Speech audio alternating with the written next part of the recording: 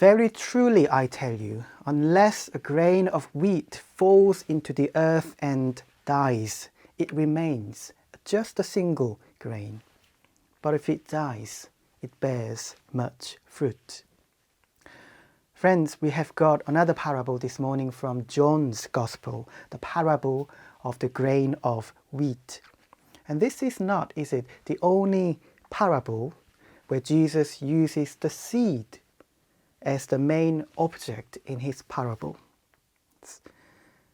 So shall we think of any other parables where Jesus uses the seed as the main object?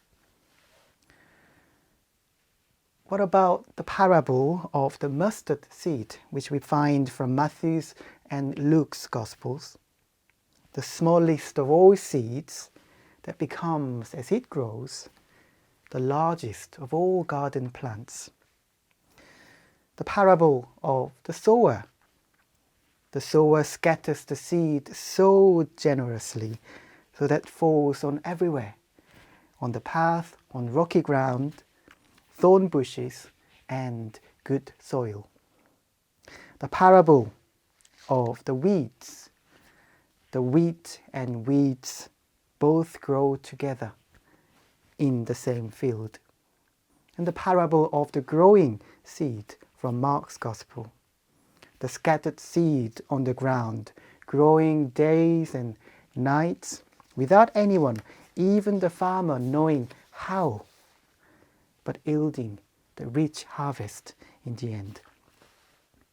I must confess, perhaps, of all these wonderful seed parables, the one we've got this morning from John's Gospel is my least favorite, or rather, should I say, the most challenging one. That's because whilst the other parables speak of the great scale of the kingdom that grows, the generosity of the sower, the grace of the farmer, and the trust in that promise of the rich harvest, the focus of this one seems to be on this seed that falls and dies in order to bear much fruit. Unless a grain of wheat falls into the earth and dies, it remains just a single grain. But if it dies, it bears much fruit. As we consider this parable together this morning, I'd like to go back to the opening verses of our passage today. Now, among those who went up to worship at the festival of Passover were some Greeks, and they came to Philip, who was from Bethsaida in Galilee, and said to him, "Sir, we wish to see Jesus." Philip went and told Andrew. Then Andrew and Philip together went and told Jesus. Jesus answered them, "The hour has come for the Son of Man to be glorified." And it was after saying this, Jesus told them the parable. John's Gospel is fairly divided by this chapter. Until now, it had been more about Jesus' public ministry to the world. But from now on, from this moment, it's going to be his final teaching and his journey to the cross. So this was actually the turning point. And at this point, we hear from our passage that some Greeks came to ask to see Jesus, which is in the language of John, to believe in Jesus. And this, I think, is very exciting. Think about this. No wonder why Jesus' first response was that his hour has now finally come. Were these Greeks who came to believe in Jesus the sign that Jesus had been waiting for, that now he knows that his hour has come? We don't know, but possibly that's because Jesus, only a couple of chapters before our passage today, said to his disciples that he had other sheep that did not belong to his fold, that he must bring them also. We also need to ask who these Greeks were. Who were they? Well, we don't know exactly, but we can make a reasonable suggestion. They could have been people of Greek culture, or simply people who are not Jewish. And here's another interesting detail in this passage, that these Greeks, came to speak to Philip. Philip, who was from Galilee, and Philip then went to Andrew to tell him, and Andrew was also from Galilee, and both of them together went and told Jesus that these Greeks have come to believe in him. Why then to Philip and Andrew? That's possibly because of all the 12 disciples, only Philip and Andrew had purely Greek names. Philip means lover of horses, while Andrew is derived from the Greek word andreia, meaning courage. And both of them were from Galilee, we know. So it is possible that these Greeks were also from Galilee, and there they saw Philip, they knew him, and more importantly, they saw Jesus. They heard his teachings, and they witnessed the life being changed by Jesus, and now they were ready to believe in him. And prompted by this wonderful news, Jesus then announced that his hour had finally come for a grain of wheat to die in order to bear much fruit, and why he's going to die on the cross. And that's what Jesus says in verse 32 in our passage. And I, when I am lifted up from the earth, will draw all people to myself. And also Jesus calls us and his disciples to do the same, as he adds to this parable, whoever serves me must follow me, and where I am, there will my servant be also. I don't think, however, this falling and dying to bear fruit in this parable means forgetting or abandoning who you are in order to be and to bring people to God. It rather means that we need to be clear about what is essential and non-essential to our faith in God and in Jesus.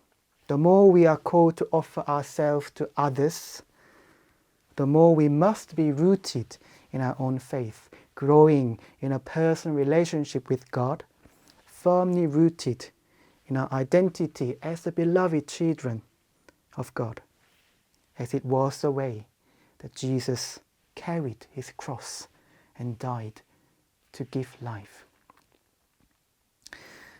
Then what do you think?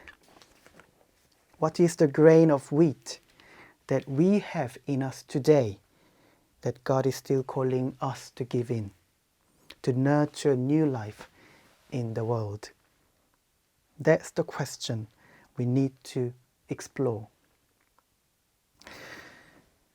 I was away for just a month in Korea, as you know, with my family.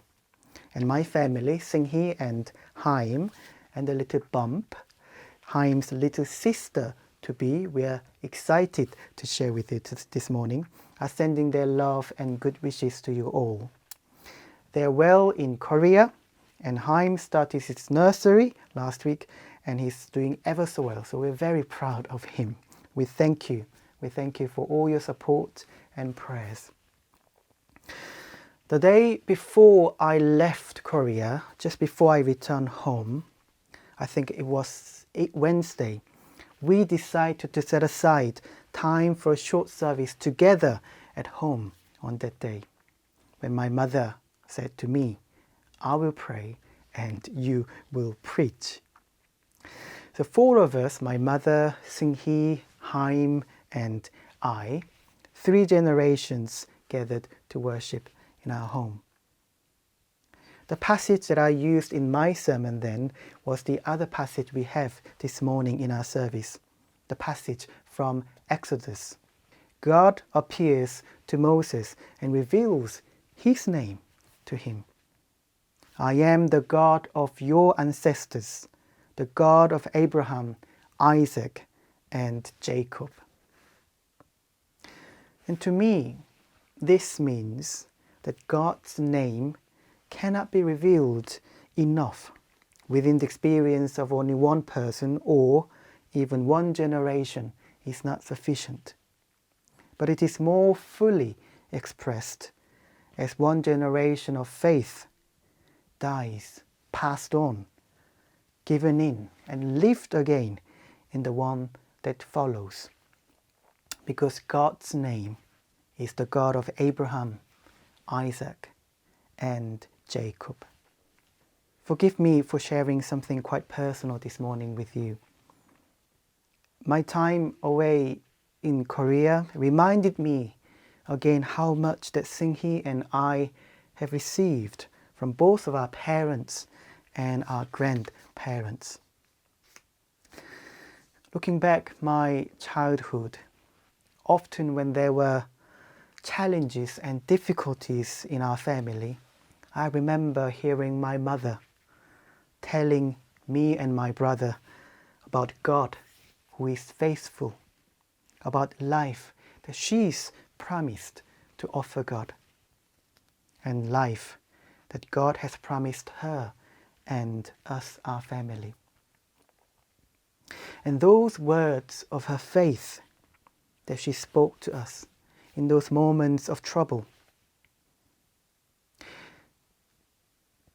were the grains of wheat planted in our hearts, which later became the foundation of my faith.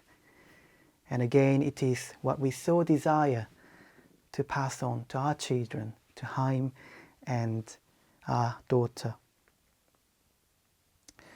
Unless a grain of wheat falls into the earth and dies, it remains just a single grain. But if it dies, it bears much fruit.